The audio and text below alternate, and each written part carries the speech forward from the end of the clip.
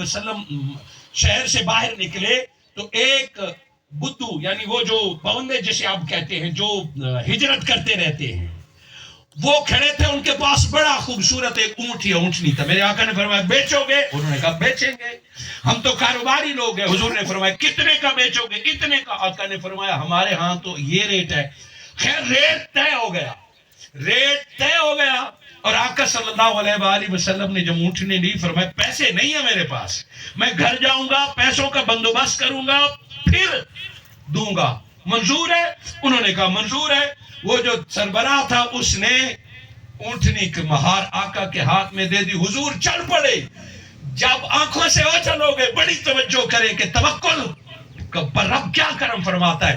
جب آقا آنکھوں سے اوجھل ہو گئے تو جس نے دوسرے سے پوچھا یہ جس کو اونٹ دیا ہے اسے پہچانتے بھی ہو؟ ایک نے کہا میں نہیں پہچانتا. دوسرے نے کہا آپ نے دیا ہے آپ پہچانتے ہیں؟ کہا میں بھی نہیں پہچانتا. تیسرے نے کہا تو سفارش کر رہا تھا کہ ریٹ کم کر لو, تو بھی نہیں پہچانتا. اور پورے خاندان میں کوئی نہیں پہچانتا. انہوں نے کہا یہ سب کا دماغ خراب ہو گیا, بندے کو نہ پہچانتے ہو نہ جانتے ہو. پھر میں باتیں ہی ایسی میٹھی کر رہا تھا, ایسے تھا دل میں خیال ہی نہیں آیا کہ پوچھ لے کدھر کے رہنے والا ہے, کس خاندان کا ہے, کوئی ضمانت نہیں. دے دیا. تو ایک بندے نے کہا بھاگو پیچھے اونٹ لے آؤ.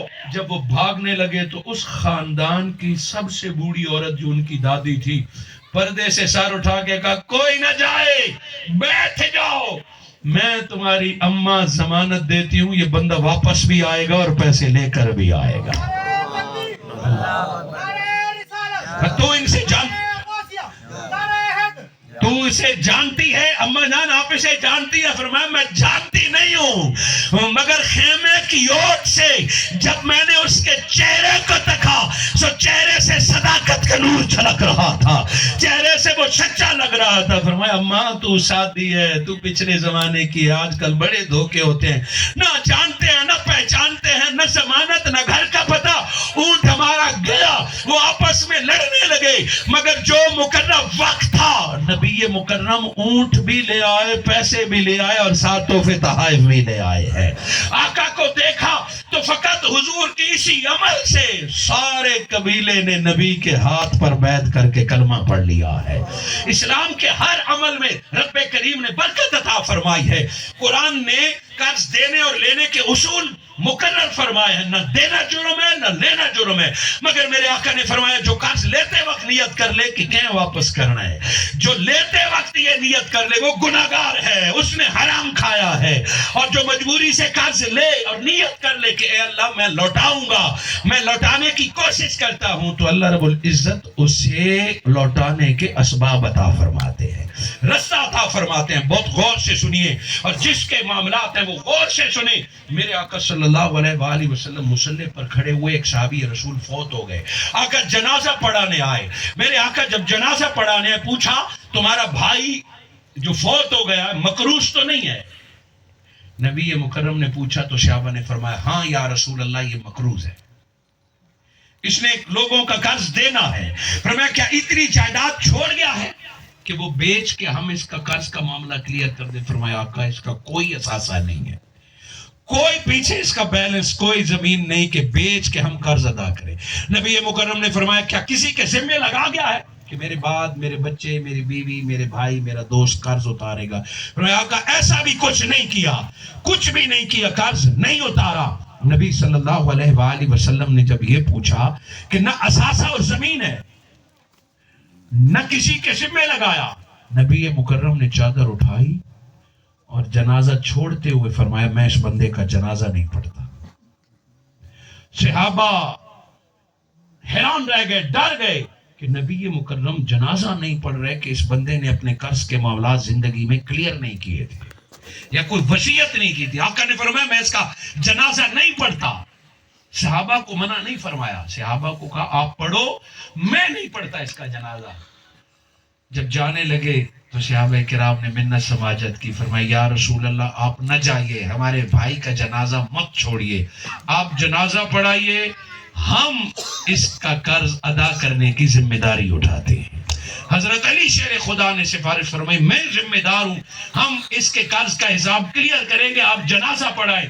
میرے آقا نے فرمایا تم لوگوں نے اسے جہنم سے چھڑا لیا ہے, اور آپ حیران ہوں گے میں آگے آیت اور اپنے موضوع کی طرف کہ نبی صلی اللہ علیہ وآلہ وسلم نے فرمایا شہید جب کوئی راہ خدا میں شہید ہو جائے وہ جتنا بڑا گناہگار تھا، شہادت جس کو نصیب ہو جاتی ہے کوئی سوال اسے نہیں ہوگا، بغیر سوال و جواب کے اللہ اسے جنت عطا فرماتا ہے، بخشش عطا فرماتا ہے۔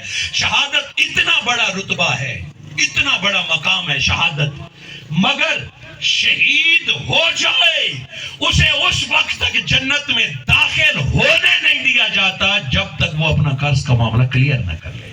شہید کو سب کچھ معاف ہے مگر قرض کا حساب کتاب اس نے کلیئر کرنا ہے، جس سے لیا تھا اس سے اس وقت تک جب تک حساب کتاب نہیں کلیئر کیا وہ نہیں جا سکتا جنت۔ اب آپ اتنا اندازہ لگا لیں کہ شہید کو بھی رعایت نہیں ہے، یہ دنیا کے قرض کی بات ہے۔ اللہ نے آپ کو دولت دی ہے تو اپنے آس پاس دیکھیں کہ آپ کے چند ہزار سے اگر کسی کی زندگی خوبصورت ہوتی ہے تو دے دیں۔ حضرین مکرم، انسان تو انسان سے قرض مانگتا ہے بھی ہے، دیتا بھی ہے، لیتا بھی ہے، مگر میں جو آج اس مسجد کے افتتاح پر آیت سنائی ہے اس میں انسان کے قرض کی بات نہیں ہے، بلکہ اس میں فرمایا من یقرض اللہ، کون ہے جو اللہ کو قرض دے گا؟ کوئی ہے جو اللہ کو قرض دے؟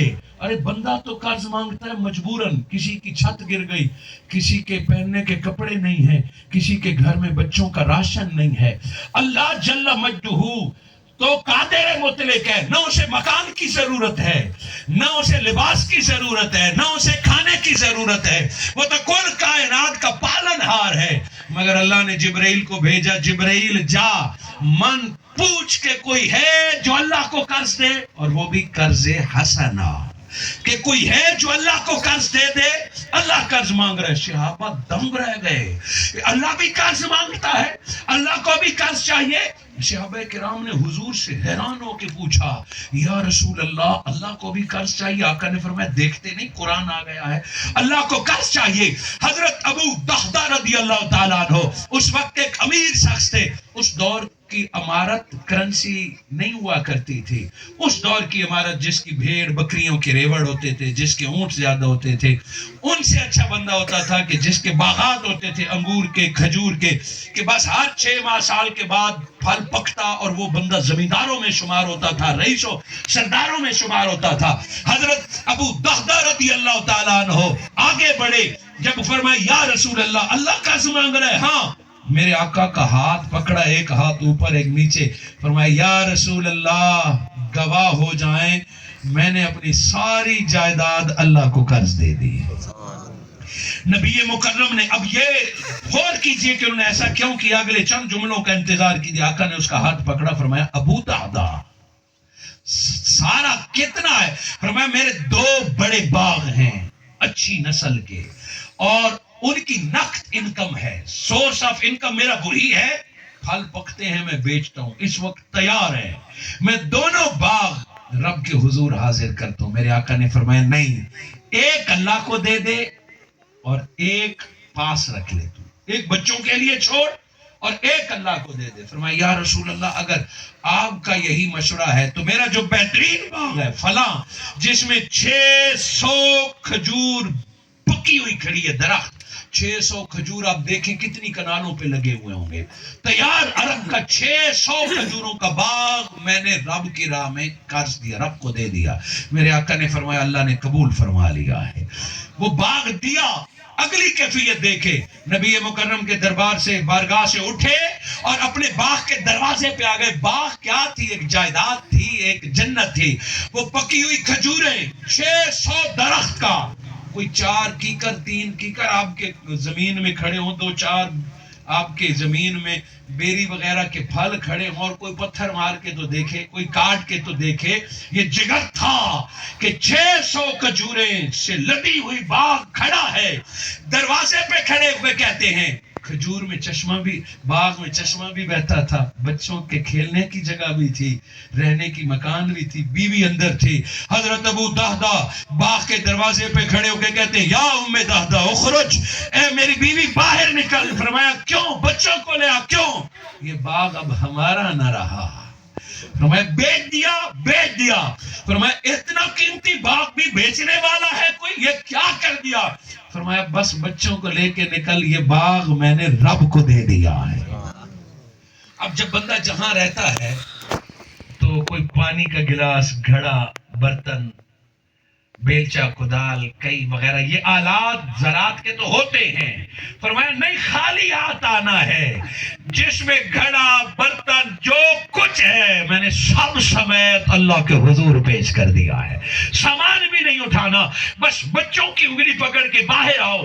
بیوی باہر آنے لگی تو جھولی میں کچھ کھجوریں چنی ہوئے، جیسے ماؤں بہنوں کی عادت ہوتی ہے، تازہ کھجوریں جھولی میں چنی ہوئی، تو آپ نے فرمایا نو، جو اب واپس جا، یہ پکی ہوئی کھجوریں جو تو نے چنی ہے یہ بھی باغ میں رکھ کے آ۔ کیوں؟ فرمایا ہو سکتا ہے میرے دینے کے بعد تو نے کوئی کھجور کا دانہ چن لیا ہو، وہ بھی رکھ دیا، واپس پلٹے۔ یہ تو ہے امیر صحابی، آپ کہیں گے کہ اللہ کو قرض تو وہی دے گا جو خود امیر ہے، جس کے پاس ہے۔ ہاں دوستو، رب کے راہ میں دینے کے لیے امیر ہونا ضروری نہیں ہے، بعض اوقات کنجوس ہوتے ہیں امیر، رب کے راہ میں دینے کے لیے امیر ہونا نہیں، دل کا سخی ہونا ضروری ہے۔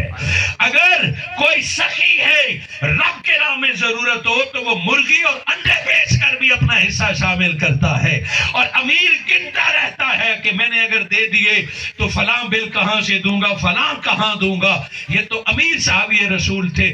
آقا کی مجلس میں ایک غریب صحابی رسول حضرت اقرا بن حابس بیٹھے تھے، وہ اٹھے، ان کی پہلے بیٹی فوت ہو چکی تھی، پاس کچھ نہیں ہے، جیب خالی، گھر میں بھی کچھ نہیں ہے۔ فرماتے ہیں یا رسول اللہ، میری بیٹی فوت ہو گئی تھی، اگر میں اللہ کو قرض دوں تو کیا اللہ میری بیٹی کو بخش دے گا؟ نبی مکرم نے فرمایا ہاں، تو اللہ کا حکم مان، اللہ تیری بیٹی کو بخش دے گا۔ یہ ایصال ثواب کا تصور ہے کہ ہم صدقہ و خیرات کریں، مسجد مدرسے میں دیں، اور خواہش ہو کہ میرا بابا بخشا جائے، میری اماں بخشا جائے، جیسے حاجی گل بیان صاحب نے خواہش کا اظہار کیا کہ آج اس مسجد اور اس جلسے کے صدقے دعا مانگے اللہ میرے والدین کو بخش دے، ایصال ثواب۔ اس صحابی رسول نے فرمایا یا رسول اللہ، اگر میں کچھ اللہ کی راہ میں دوں تو اللہ میری بیٹی کو بخش دے گا جو فوت ہو گئی تھی۔ نبی مکرم نے فرمایا بخش دے گا۔ وہ گھر گیا، گھر میں کچھ نہیں تھا، بیوی بچے بھوکے بیٹھے تھے، اب کچھ نہیں تھا تو بہانہ تھا کہ میرے پاس کچھ نہیں ہے، میں کیا دوں اللہ کو، مگر وہاں سے نبی کے پاس یہ بتانے کے لیے نہیں آئے کہ چندہ دینے کے لیے میرے پاس کچھ نہیں ہے۔ گئے، بنو قریظہ یہودیوں کا محلہ تھا، امیر لوگ تھے، وہاں ٹیلے پہ کھڑے ہو کے کہتے ہیں سستا مزدور آیا ہے، کوئی ہے جو مزدوری کرا لے؟ اندر سے ایک یہودی نکلا، اس نے دیکھا بندہ صحت مند ہے، مزدوری اچھی کرے گا، فرمایا مزدوری کرے گا؟ فرمایا سستی مزدوری کروں گا، مجھے مزدوری دو۔ اس یہودی نے بتایا وہ کنواں ہے، یہ باغ ہے، اور کنواں بھی عرب کا کنواں، یوں سمجھ لیں کہ آپ کے شہر میں ہو اور 400 فٹ سے ڈول سے پانی نکالنا ہو، عرب کا کنواں تھا، پہاڑیوں کا، یہ کنواں ہے، اس سے پانی نکالنا ہے، اور یہ باغ ہے، اس کو پلانا ہے، کرو گے؟ اس نے کہا کروں گا۔ مزدوری کا مزدوری تو ایک ڈول پانی نکال کے پہنچانے پر ایک کھجور دوں گا۔ کتنی؟ بولے کتنی؟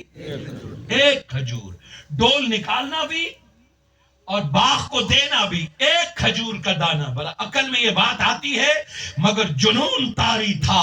فرمایا مجھے منظور ہے، پانی نکالتے رہے، دیوانہ وار باغ کو دیتے رہے، پانی نکالتے رہے، باغ سیراب کر لیا، ڈول گنے، 2 سا 2 اوزے، آپ اوزہ سمجھ لیں، آپ کے علاقے میں چلتا ہے، کھجوریں اس سے لیں اور جھولی بھر کے پہلے گھر آئے۔ بچے بھوکے تھے، تھوڑی سی مٹھی بھر کے بچوں کو دی، باقی دوڑتے ہوئے آئے۔ فرمایا آقا، وہ جو اللہ قرض مانگ رہا تھا یہ ابھی جاری ہے؟ فرمایا میں مزدور یہ کھجوریں لے کے آیا ہوں، میری طرف سے قبول فرما لیجئے۔ آقا نے محبت سے قبول فرمائی، اعلان کیا کہ اس صحابی رسول سے اللہ نے کھجوریں قبول فرما لی، اسے بھی بخش دیا ہے اور اس کی بیٹی کو بھی بخش دیا ہے۔ سو رب کے راہ میں دینے کے لیے جذبہ ایمان چاہیے۔ جب جذبہ ایمان بیدار ہو جائے تو رب کے رستے میں خرچ کرنے کے لیے اللہ کوئی نہ کوئی اسباب عطا فرما دیتا ہے، کوئی نہ کوئی سورس اللہ دے دیتا ہے، کوئی نہ کوئی اختیار دے دیتا ہے۔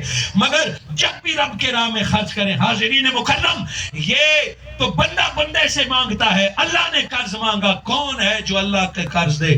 آپ اس جملے کے درد کو محسوس نہیں کر رہے، مجھے جو وقت دیا گیا ہے انتظامیہ کی طرف سے 10:30 سے جتنا بھی اسی وقت پر انشاءاللہ ختم کر دیں گے. ہو سکتا ہے کسی کا ضروری کام ہو، مگر انتظامیہ اور آپ کے لنگر کا دورانیہ جتنا ہے وہ مجھے بتایا گیا. جب وقت ختم ہوگا میں اس جگہ پہ روک لوں گا. آپ توجہ سے سنیں کہ مسجد کے اعتبار سے پیغام کیا ہے. یہ اللہ قرض مانگ رہے. بڑی غور سے مثال دینا چاہوں گا چونکہ مثال دے کے بات سمجھانا میرے اللہ کی سنت ہے. ان اللہ لا یستحی، کہ اللہ کو شرم نہیں آتی کہ بندوں کو مثال مکھی یا مچھر کی دے. یہاں بندہ بندے سے قرض مانگے درست، مگر یہاں اللہ مانگ رہا ہے کہ کوئی ہے جو اللہ کو قرض دے. اللہ تو خود سخی ہے، خود بے نیاز ہے، کسی خود مالک ہے، وہ کیوں قرض مانگ رہا ہے؟ اس جملے کی درد کو شاید آپ محسوس نہیں کر رہے. مثال یہ کہ ایک بندے نے بچوں کو پالا، 5-6 بیٹوں کو پالا، محنت مزدوری پردیش، رات کو جاگنا، منت سماجت، اور بچوں کو پالا. اب وہ بوڑھا ہو گیا ہے، بچے جوان ہو گئے، بچوں کی تعلیم کام جاری ہے، باپ بوڑھا ہو گیا، کمر جھک گئی، باپ کمانے کے قابل نہیں. ایک دن بیٹا اپنی بیوی بچوں کے ساتھ بیٹھا ہے اور باپ دروازہ کھٹکھٹاتا ہے اور بیٹے کو کہتا ہے بیٹا چند روپے قرض ملیں گے، میں نے دوائی لینی ہے. باپ بیٹے سے قرض مانگے، یا ماں دروازے پہ آ جائے جس نے ساری عمر بچوں کی خدمت کی ہے، راتوں کو جاگا، دودھ پلایا، سب کچھ، اور وہ ماں بیٹے کے دروازے پہ آ کے کہتی ہے بیٹا کچھ پیسے قرض ملیں گے، میں نے کچھ چیزیں لینی ہے. کیا یہ ڈوب کے مرنے کا مقام نہیں کہ بوڑھے والدین اولاد سے قرض مانگے؟ وہ حق تو یہ ہے کہ اولاد ماں باپ کے مانگنے سے پہلے بوڑھے والدین کی ضرورت پوری کرے. ایک صحابی رسول نے پوچھا، فرمایا یا رسول اللہ مجھ پر میرے والدین کا کیا حق ہے؟ میرے آقا نے فرمایا تو جتنا کما لے، تیرا مال بھی تیرے ماں باپ کا ہے، تو بھی تیرے ماں باپ کا ہے. تجھے بیچ دیں یا تیرا مال بیچ دیں، سب کچھ تیرے ماں باپ کا ہے. حاضرین مکرم، مرنے کا مقام ہے کہ بندے سے والد مانگ لے، والدہ مانگ لے. یہ نالائق اور نکمی اولاد کی نشانی ہے. اصل اولاد کا حق یہ ہے کہ بن مانگے ماں باپ کی ضرورت پوری کرے. کسی سے مانگے بھی صحیح تو ماں باپ کی، مگر ماں باپ دروازے پہ ہاتھ پھیلائیں بیٹا قرض دے دو میں نے دوائی لینی ہے، قرض دے دو میں نے، اس سے مرنے کا مقام اور کیا ہے؟ ارے ماں باپ نہیں، خود رب پکار رہا ہے. کوئی ہے جو کل کائنات کو پالنے والا ہے، بندے سے مانگ رہا ہے کوئی ہے جو مجھے قرض دے. اگر درد والا بندہ ہو اور یہ قرض سخیوں سے نہیں مانگا جا رہا، سخی تو وہ ہے جو خود سے رب کے راہ میں خرچ کر دیتا ہے. قرض تو رب ان سے مانگ رہا ہے جو خرچ کرنے سے گریزاں ہیں، ابھی تک خرچ نہیں کیا. اللہ رب العزت نے فرمایا کوئی ہے جو رب کے راہ میں، صاحبزادہ صاحب کو رستہ دے دیں، استقبال بھی کریں انشاءاللہ. ہوئے ہیں یہ اولاد ماں باپ کی ضرورت پوری نہیں کرتے. ماں باپ کسی اور کے دروازے پہ آج اولاد سے مانگ رہے ہیں، ڈوب مرنے کا مقام ہے. اللہ ایسے بندوں کی عبادت قبول نہیں کرتا جس سے ماں باپ اس وجہ سے ناراض ہوں کہ اس کے ماں باپ بھوکے پیاسے ہوں. اللہ ایسے بندوں کی نہ خدمت نہ مسجد کچھ بھی قبول نہیں کرتا جو ماں باپ کا پہلے حق ادا نہ کرتے ہوں. ماں باپ کی اجازت کے بعد نفلی عبادت قبول ہوتی ہے. ماں باپ کی رضا کے بعد کسی دینی چندے، کسی پیر کو نذرانے اور دین کی خدمت یہ قبول تب ہوتے ہیں جب ماں باپ اجازت دیں، ماں باپ راضی ہوں. ارے جس کی ماں اور باپ بھوکے ہوں اور وہ دنیا کی خدمت کرتی رہے، وہ مسجدیں بناتے رہے، پہلے اس سے والدین کے بارے میں پوچھا جائے گا. ارے یہ تو والدین ہیں جنہوں نے چند سال پالا، وہ رب ہے جو کل کائنات کو پالنے والا ہے. اگر رب کہے منزل لذی، ارے کوئی ہے جو اللہ کو قرض دے دے. ارے مومن کی طلب کے لیے تو یہی کافی ہے کہ اللہ مجھ سے قرض مانگ رہا ہے. صحابہ کی تو نیندیں اجڑ گئیں کہ اللہ کو قرض کیوں چاہیے؟ قرض تو ضرورت مند مانگتا ہے، قرض تو ضرورت مند مانگتا ہے، اللہ قرض کیوں مانگ رہا ہے؟ بڑے غور سے دیکھیے حاضرین مکرم، رب کو کس لیے قرض چاہیے؟ اللہ اپنے لیے نہیں مانگتا، اللہ کو خود کے لیے نہیں چاہیے.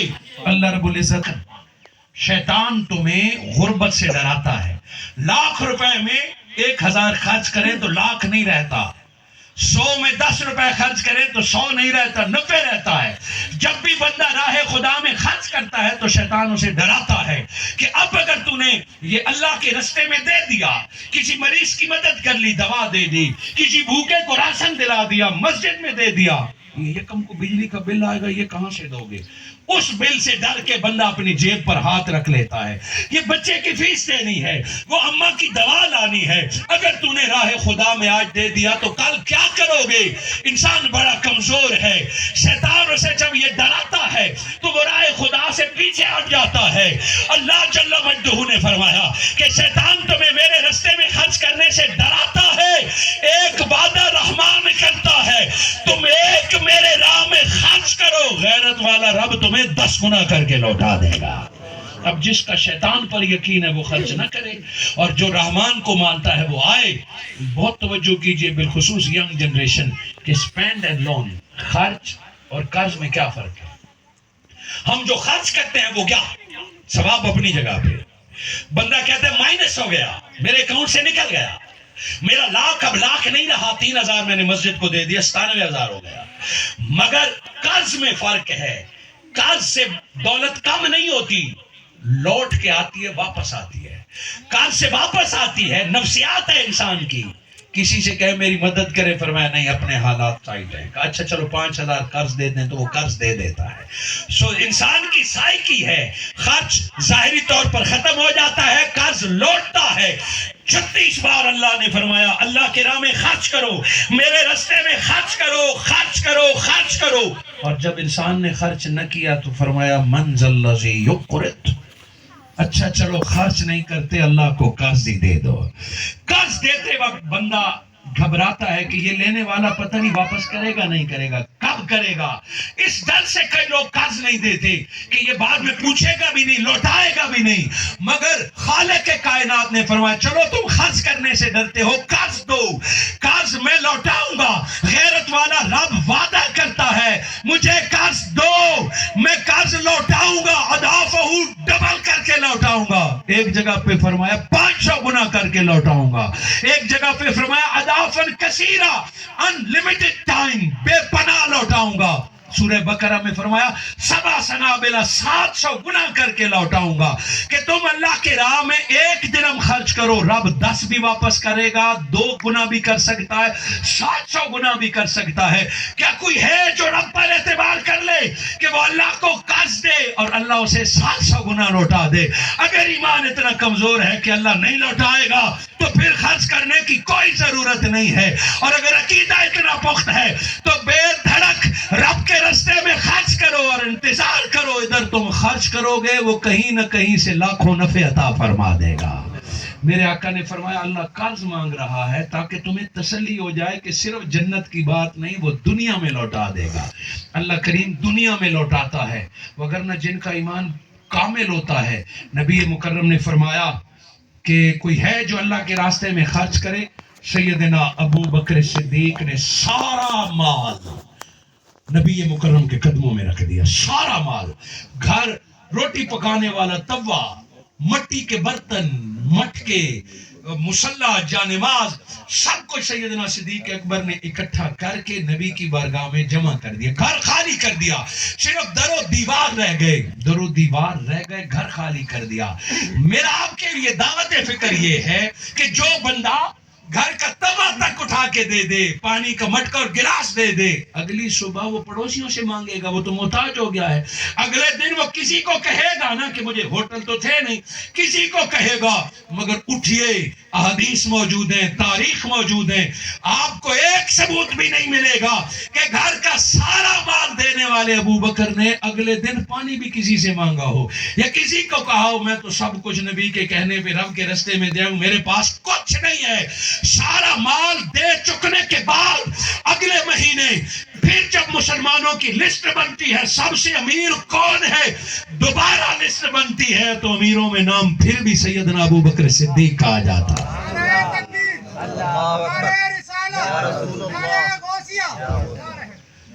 سیدنا عمر فاروق جن کے نام پر یہ مسجد قائم ہے، سیدنا عمر فاروق نے گھر کا آدھا مال دیا، گھر کا سارا مال، 2 بستر تھے، ایک بستر گھر میں رکھا، اور ایک چندے کے لیے باہر نکالا. 2 گلاس تھے، ایک گلاس گھر میں رکھا، سارا مال جمع کر کے آدھا اللہ کی بارگاہ میں پیش کیا، آدھا گھر میں رکھا. حضرت عمر فاروق اتنے خوش تھے کہ آج سب سے زیادہ میں لایا ہوں گا.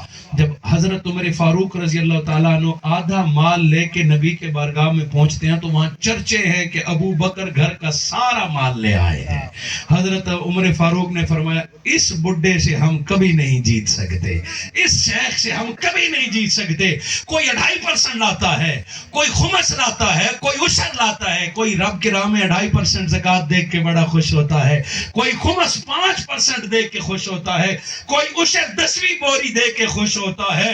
ارے کون ریسا کرے ابو بکر تیری کہ ادھر رب نے مانگا اور تو نے سب کچھ رب کی بارگاہ میں جمع کر دیا ہے. جب جذب آج یہ نہیں ہے کہ سب کچھ کر دو، مگر اتنا کرو رب پر یقین ہے کہ میں رب کے راہ میں خرچ کروں گا، اللہ ضرور لوٹائے گا.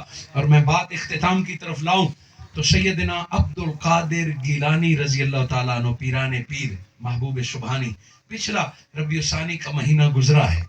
آپ نے اپنے مریدوں کو جو آخری خطبے ارشاد فرمائے، آخری نصیحتیں فرمائے، اس میں سخاوت تھی کہ میرا مرید کبھی کنجوس نہیں ہوگا، پیران پیر کو ماننے والا سخی ہوگا.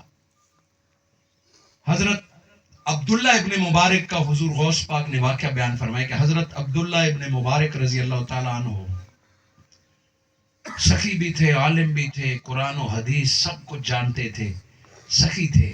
آپ دروازے پہ بیٹھے ہیں کہ کوئی سائل آ گیا،